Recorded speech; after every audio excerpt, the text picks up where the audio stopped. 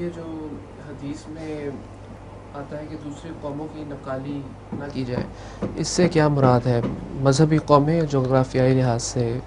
نقالی اپنے لفظ میں اپنی ذات میں ایک بری چیز ہے سوائے اچھے کاموں کے.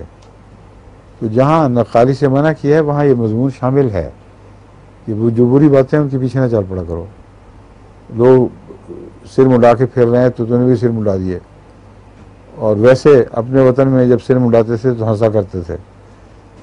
تو یہ نقالی ہے، یعنی فطرت اس کو پسند نہیں کرتی، ورنہ ہمیشہ ہی ٹینڈ ایک مرغوب چیز ہوتی.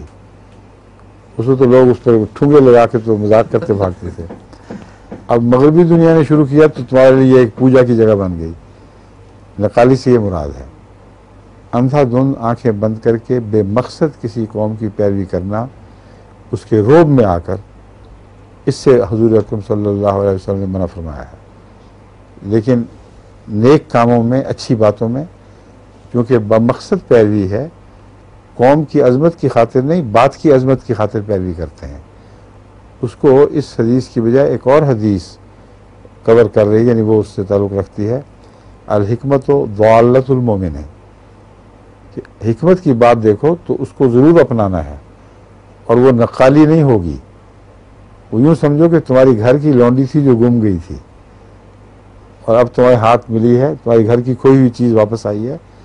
اس طرح بے تکلفی سے حکمت کو قبول کرو. وقت ختم ہو گیا. ٹھیک ہے، اچھا، السلام علیکم.